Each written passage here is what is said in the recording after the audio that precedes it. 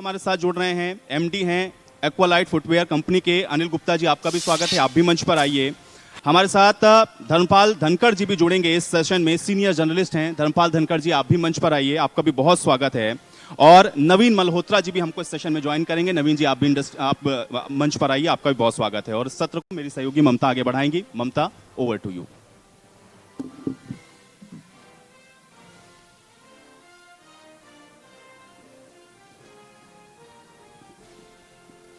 Thank you Ayush.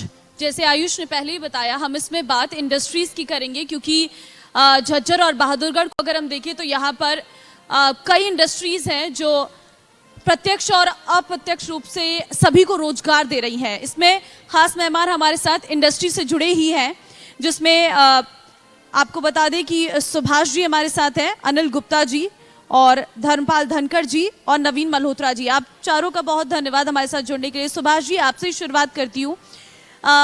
किस तरीके से यहाँ पर फुटवेयर इंडस्ट्री यहाँ की सबसे पॉपुलर इंडस्ट्री है बहादुरगढ़ की, इस वक्त क्या स्थिति है इंडस्ट्री की और किस तरीके से आगे का मोटिव रहेगा? क्योंकि कोरोना में हमने देखा बहुत सारी दिक्कतें हुई थी इस इंडस्ट्री में, लेकिन उसके बाद से ये सीधा प्रॉफिट भी हुआ था।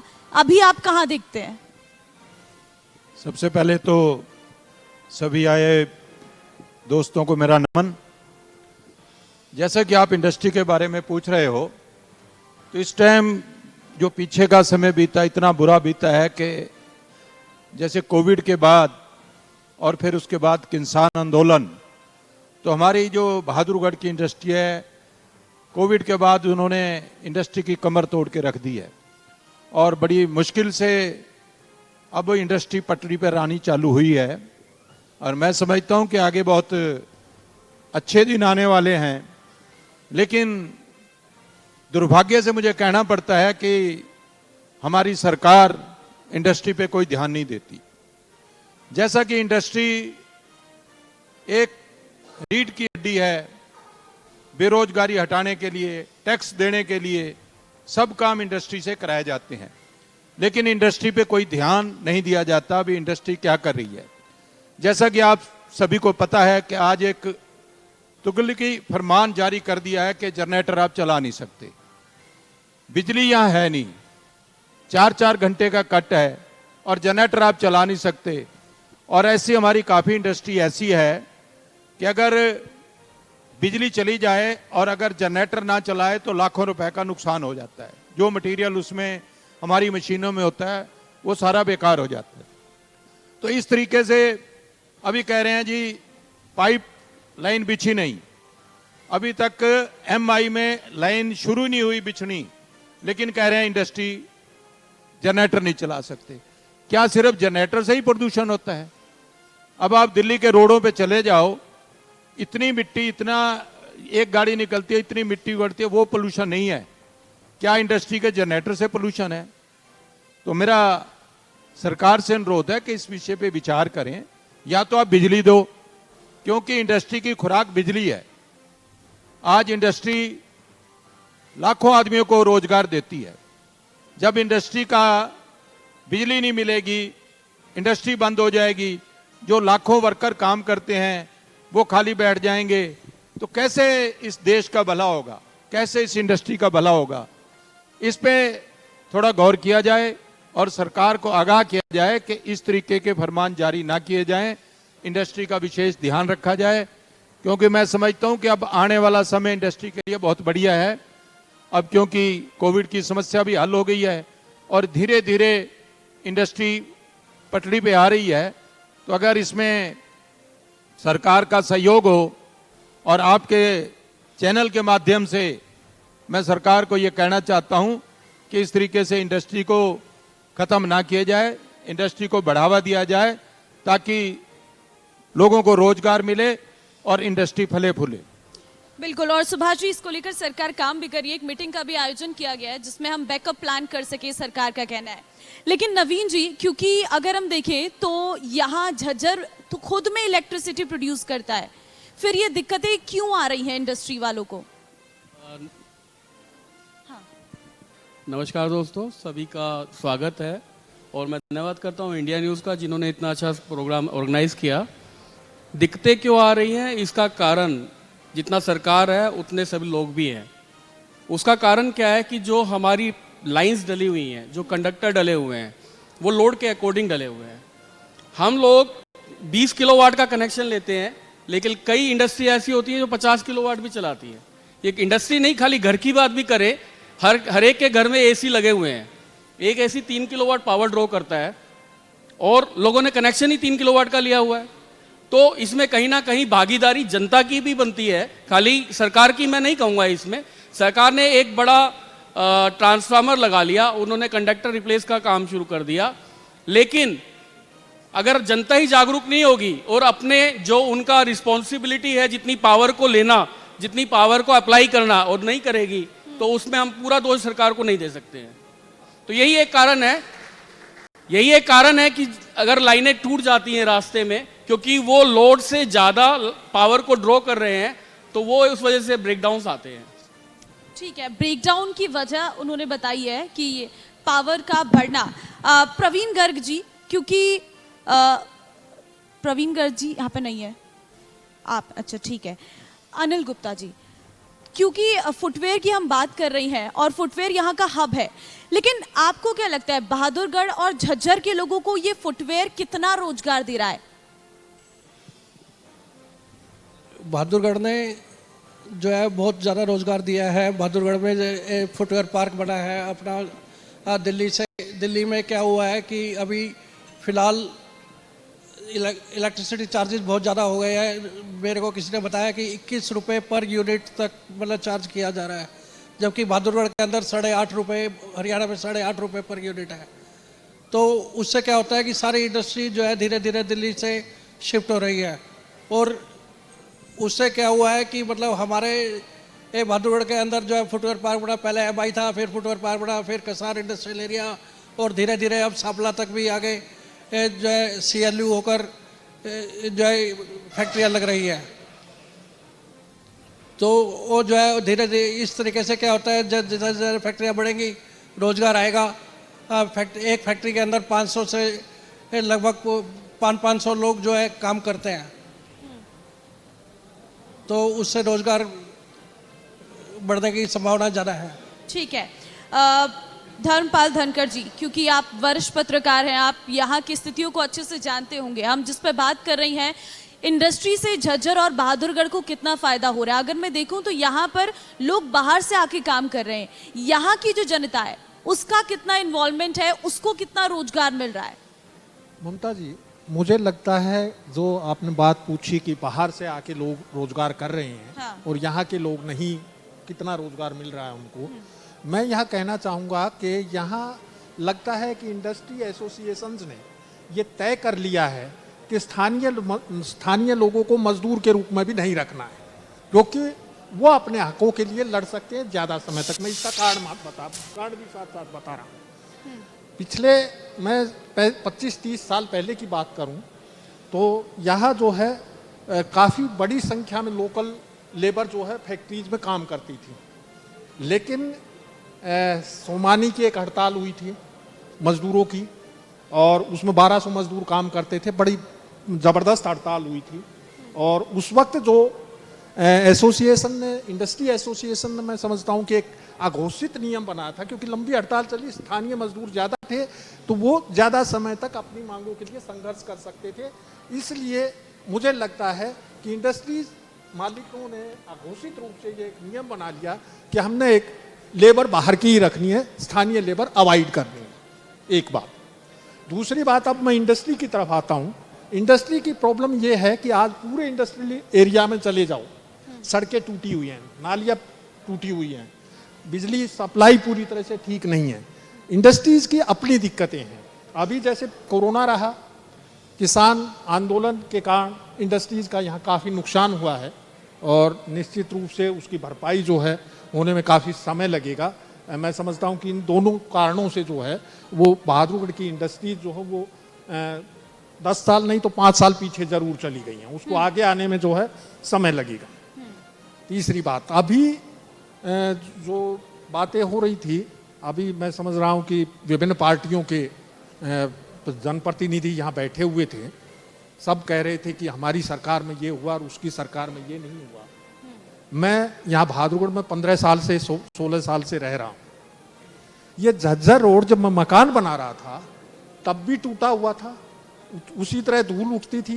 बीच में जो है पक्का बना, सीमेंटेड बना, और आज भी वो झज्जर रोड उससे ज़्यादा पूरे खड्डे और उससे ज़्यादा मिट्टी उड़ती है। और वहाँ के विधायक भी रह चुके हैं 5 साल बीजेपी के, और सरकार भी उनकी थी। अब भी बीजेपी की सरकार है और विधायक से ज़्यादा महत्वपूर्ण पूर्व विधायक है, तब भी उस रोड की हालत अब तक नहीं सुधरी है। और बीजेपी के चेयरमैन ही रहे हैं आज भी, और उससे पहले भी चेयरमैन जो है कमेटी नगर निगम के, जो नगर पालिका के जो है नगर परिषद के, वो बेशक कांग्रेस के थे लेकिन वो मिलके बीजेपी के साथ ही चल। मेरा कहने का तात्पर्य ये है कि चाहे चौटाला की सरकार रही हो, चाहे कांग्रेस की सरकार रही हो, और चाहे आज की बीजेपी सरकार हो, वो जनता के विकास के लिए विकास कार्य जो है जनता के हिसाब से नहीं करवा रही, वो अपने हिसाब से विकास कार्य करवा रहे। अभी यहाँ जो है प्रधानमंत्री जल अमृत योजना के तहत काफ़ी पैसा आया है।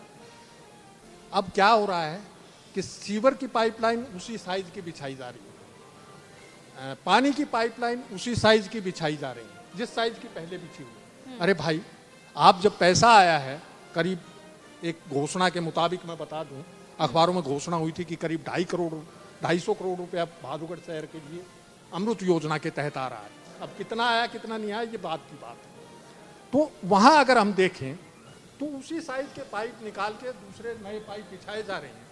इसका क्या मतलब? आप 5 साल आगे की 10 साल आगे की योजना बना के क्यों नहीं चलते कि 5 साल बाद 10 साल बाद बहादुरगढ़ की जो आबादी इतनी होगी उसके हिसाब से आपको योजना बना के पाइपलाइन बिछानी चाहिए। नहीं तो ये अमृत योजना क्या, अगली बार जो है सीधी गंगा योजना चला दे तो भी यहाँ काम होने वाला नहीं है, सब पूरा जो है विकास होने वाला नहीं है, और उस विकास का कोई औचित्य नहीं है। अगर ये विकास जन सापेक्ष नहीं है तो इसका कोई औचित्य नहीं है। इसमें किसी पार्टी वाले को बुरा मानने की ज़रूरत हो, बेशक मेरे से निजी तौर पे बुरा मान सकता है, मुझे कोई दिक्कत नहीं है, लेकिन मैं ये बात सरेआम कह रहा हूँ और सबके बीच में कह रहा हूँ। ठीक है, बड़ी बात आपने की धर्मपाल जी, क्योंकि बहुत सारी दिक्कतें। हाँ जी, जैसे कि आपने कहा कि हम लोगों ने मतलब ये सर थोड़ा माइक ऊपर कर लिया कि स्थानीय लोगों को नहीं मतलब जो है रखना है, ऐसा कुछ नहीं है। हम खुद हरियाणा से बिलोंग करते हैं और हम चाहते हैं कि हम जो है हरियाणा के लोगों को ज़्यादा अच्छी तरह अंडरस्टैंड कर सकते हैं। तो हमने कभी ऐसा नहीं रखा कि भाई जो है हम बाहर के लोगों को रखेंगे, हरियाणा के लोगों को नहीं रखेंगे। हरियाणा के लोग भी सब जो है दे आर इक्वली वेलकम, कि अगर जो है वो आते हैं और वो काम करना चाहते हैं तो। सर वो जो है नए लोगों का है, लेकिन हम तो मतलब जो है, लेकिन हम कभी आदरणीय धर्मपाल जी, तो हम सर उसको अवॉइड नहीं कर रहे। हम तो चाहते हैं हम तो कहते हैं कि हरियाणा के लोगों को वेलकम करना चाहते हैं हम जो है। ठीक है। सुभाष जी, ये जो समस्या सामने आ रही है कि साथियों, यहाँ के लोगों को रोजगार नहीं मिल पा रहा है एक उन सेकंड इंडस्ट्री से। साथियों, जो लोकल वर्कर की बात हमारे आदरणीय धर्मपाल जी ने बोली, हाँ। हम ऐसा देखो, आज कोई भी इंडस्ट्री अगर यहाँ लग रही है, अगर लोकल आदमी काम करता है और अच्छे तरीके से करता है तो मेरे ख्याल में किसी इंडस्ट्री वालों को दिक्कत नहीं होनी चाहिए। और आप लोगों की जानकारी के लिए मैं आपको बताना चाहूँगा कि हमने एक ट्रेनिंग सेंटर खोला हुआ है यहाँ फुटवियर पार्क में। एक ट्रेनिंग सेंटर है जिसमें लोकल बच्चों को फ्री ट्रेनिंग दी जाती है, खाना पीना फ्री दिया जाता है और उनको नौकरी की पूरी गारंटी दी जाती है। हम उसको हमारी इंडस्ट्री में नौकरी देंगे। आज हमारे पास मेन पावर की बहुत बड़ी दिक्कत है, क्योंकि बिहार में इंडस्ट्री पीछे से, वहां से भी लोग आने बंद हो गए, यूपी इंडस्ट्री चल रही है, तो आखिर स्थानीय लोगों से इंडस्ट्री चलेगी। लेकिन ये दुर्भाग्य से मैं आप सबको आपके बीच में मैं कहना चाहता हूं कि हमारा कोई भी बच्चा जूते की नौकरी नहीं करना चाहता, फ्री में ट्रेनिंग नहीं लेना चाहता। तो ये एक दुर्भाग्य है कि अगर हमारे बच्चे उत्साहित नहीं हो। हमने गांव में भी जाके खुद जाके बोला है कि आप अपने बच्चों को भेजो, ट्रेनिंग देके और पक्की नौकरी की गारंटी देते हैं। लेकिन ये हमें इसको थोड़ा हाईलाइट हमारे साथियों को गांव में ये करना पड़ेगा कि बच्चे जागरूक हों और वहां ट्रेनिंग 3 महीने की सिर्फ ट्रेनिंग लेके, जिसमें एजुकेशन की भी कोई ऐसी नहीं है कि भाई इतना पढ़ा लिखा होना चाहिए, जिस लेवल का काम है। और इसके अलावा हर घर में कोई आदमी 5 सिलाई मशीनें जिसकी कीमत लगभग 2-2.5 लाख रुपए होती है, अपने पूरे परिवार को काम दे सकता है। और ये जो हम अपर बाहर से सिलाते हैं तो ये सिल के जो वर्क का काम कर सकता है। चलिए तो बेहतर एक होगा, परिवार आपको को बहुत अच्छा रोजगार 75% रखना ही है। अब यहाँ की जनता को आपको 75% देना ही होगा, नहीं हमें तो, और उम्मीद करेंगे कि वो आए भी। हाँ, वो उम्मीद करेंगे कि आए भी। साथ ही साथ नवीन जी, एक जो अवैध कंपनियों का मुद्दा उठ रहा है यहाँ पर, उसको लेकर आप क्या कहेंगे? मैंने जैसे पहले भी कहा कि कोई भी चीज होती है तो ताली दोनों हाथों से बजती है। हाँ। अगर हम कहें कि सरकार जिम्मेदार है तो इतना एक आम आदमी भी जिम्मेदार है। जहां पे अवैध इंडस्ट्री की बात है, लोग अवैध इंडस्ट्री में जान के लगाते हैं क्योंकि जमीन सस्ती मिलती है, और आपको फैसिलिटी पूरी चाहिए तो आप रेगुलाइज में लगाइए, आपको फैसिलिटी मिलेगी, बिजली भी मिलेगी, पानी भी मिलेगा, सीवर भी मिलेगा। मुद्दा आज की डेट में अवैध का या वैध का नहीं है। मुद्दा यह है कि कोविड के कारण 2 साल इंडस्ट्री बहुत पीछे चली गई है, इंडस्ट्री बैकफुट पे आ गई है। इंडस्ट्री को उठाने के लिए training program, R&D program, technology update program, इनकी रिक्वायरमेंट है जो हम सरकार से मांग करते हैं। बिजली पानी इंफ्रास्ट्रक्चर है, वो गवर्नमेंट ने देना ही है और वो दे भी रही है, और टाइम टू टाइम अपडेट भी कर रही है। जैसे मैंने आपको बताया कि लोगों ने कनेक्शन 100 किलोवाट का लिया और 150 किलोवाट ड्रॉ करते हैं, तो क्या खाली सरकार जिम्मेदार है? नहीं है सरकार जिम्मेदार, इंडस्ट्री वाला भी उतना जिम्मेदार है जिसने अंडर रेटिंग में पावर ली हुई है। तो लेकिन हमारे अवैध लाइसेंस, अवैध कंपनीज के लिए लाइसेंस भी तो मिल रहे हैं, उसको लेकर आप क्या कहेंगे उन इंडस्ट्रीज के पास? मैडम देखिए, कई तरह के लाइसेंस होते हैं, white category, orange category, red category, green category. अगर कोई मैनिपुलेशन करके अपनी रेड कैटेगरी को ग्रीन कैटेगरी में दिखाता तो इसमें सरकार भी कुछ नहीं कर पाएगी। जिम्मेदारी इंडस्ट्री वाले को अपनी लेनी पड़ेगी, अपनी रिस्पॉन्सिबिलिटी देनी पड़ेगी। ठीक है। अब आप जैसा बात कर रहे थे, खरखोदा के अंदर मारुति का प्लांट आ रहा है। हाँ। कितनी हजारों कंपनियां उसकी एंसिलरीज आएंगी। रोहतक के अंदर फुटवेयर के लिए नया दुष्यंत जी ने अभी प्लान किया है इंडस्ट्रियल एरिया का। बहादुरगढ़ से कटरा का हाईवे बन रहा है, बहादुरगढ़ से बॉम्बे का हाईवे बन रहा है। तो ये तो ग्रो करना ही करना है मैडम, इंडस्ट्री को ग्रो करना ही करना है इस एरिया में। ये गवर्नमेंट की प्लानिंग है, इमीडिएट कोई चीज नहीं होती, 5 साल 7 साल 10 साल लगते हैं मैडम। ठीक है, अनिल गुप्ता जी, क्या कुछ दिक्कतें हैं इंडस्ट्रीज को? सरकार से आप लोगों की क्या मांग है? बिजली एक मांग आपने बताई, और क्या समस्याएं? एक तो यहाँ सीवरेज प्रॉब्लम बहुत ज़्यादा है, पानी की समस्या है। पानी क्या होता है, 40-50 TDS तक पानी पिया जा सकता है। और जो MI की बात करें तो 2300 TDS का पानी MI में है। कोई बाहर का जो व्यापारी आता है तो उसके साथ हम खड़े होते हैं कि भाई इसमें आंखें मत धो लेना, अपनी आंखें धोगे तो अंधे हो जाओगे। इतना मतलब जो है समस्या है पानी की। ये पानी जो वो गवर्नमेंट को पानी देना चाहिए, सप्लाई का पानी वो टाइमली वो बहुत कम आता है, उससे रिक्वायरमेंट पूरी नहीं होती। फिर क्या होता है कि सीवरेज समस्या है, रेन वाटर ड्रेन्स नहीं है, पानी सड़कों में भरा रहता है। लोग जिनको जो पानी जो यूज करते हैं, जो फैक्ट्रियाँ, वो पानी सड़कों पे ही निकाल देते हैं। सड़कों पे निकाल देते हैं तो उन्हीं की मूवमेंट में ही दिक्कत आती है उनको। वो फिर क्या होता है कि जैसे पावर है, पावर हेल्दी पावर नहीं है। यहाँ जियो स्विचेस वगैरह जो है 50-50 फैक्ट्रियों पे एक जियो स्विच लगा रखा है। अगर किसी फैक्ट्री में फॉल्ट होता है तो वो सारी फैक्ट्रियों का पावर कर दी जाती है।